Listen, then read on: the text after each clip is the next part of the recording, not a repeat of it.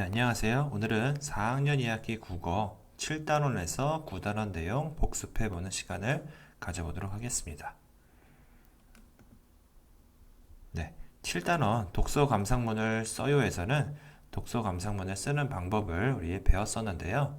한번 정리를 같이 해보겠습니다. 첫 번째는 내용의 줄거리를 중심으로 엮는 방법이 있었습니다. 그래서 이 경우에도 두 가지 방법이 있었는데요. 먼저 줄거리를 앞세우고 그 뒤에 감상을 곁들이는 경우가 있고요. 그다음에 줄거리 대목에 따라서 줄거리, 감상, 줄거리, 감상 이렇게 반복하면서 내용을 쓰는 방법이 있었죠.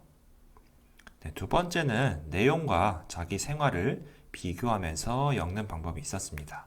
여러분의 생활 또는 경험을 같이 비교해 보면서 감상문을 쓸 수 있고요. 세 번째는 생활 체험을 바탕으로 책 읽는 느낌을 곁들이는 방법이 있었습니다. 네 번째는 주인공과 더불어 생각하고 행동하면서 이끌어가는 방법이 있었고요. 다섯 번째는 등장인물과 이야기하는 상황으로 엮는 방법이 있었습니다. 네, 이 외에도 그림과 편지 쓰기, 만화로 표현하기 등의 방법도 있다고 배웠습니다. 네, 그리고 독서 감상문을 작성할 때 주의할 사항에 대해서도 배웠었는데요. 한번 살펴보겠습니다.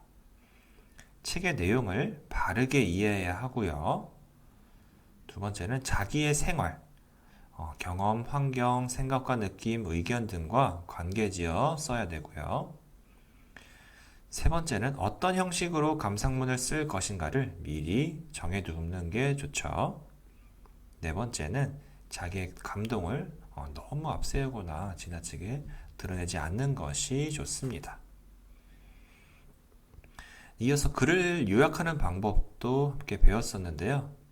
첫 번째, 중요하지 않거나 중복되는 정보는 삭제하고요.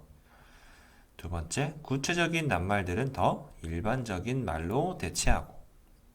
세 번째, 중심이 되는 주제 문장을 선택하여 쓰는 방법이 있었습니다. 네 번째는 중심 문장이 없을 때 스스로 만들어 보는 방법도 있었습니다.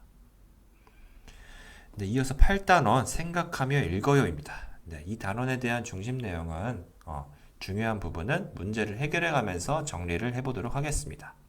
3번 다른 사람의 의견이 적절한지 판단해야 하는 까닭이 아닌 것을 고르세요.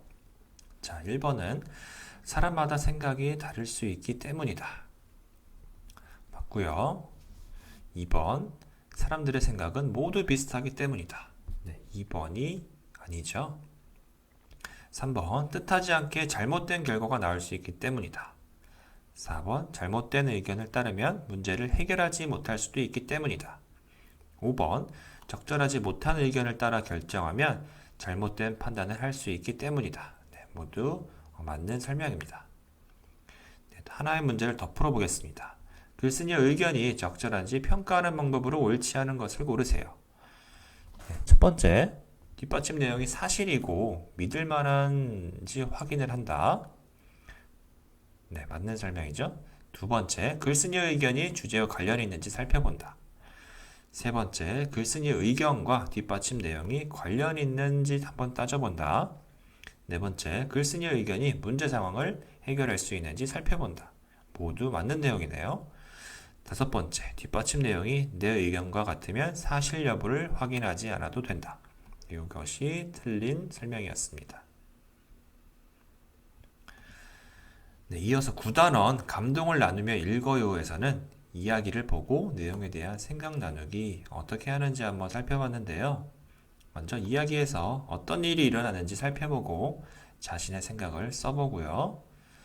두 번째는 인물의 행동에 대한 자신의 생각을 말해보고 글로 써보는 방법으로 한번 생각을 나누어 보도록 배웠었습니다. 네, 여기까지 1단원에서부터 9단원까지의 모든 내용을 한번 복습을 해보았습니다. 네, 국어 4학년 2학기는 모두 마치도록 하겠습니다.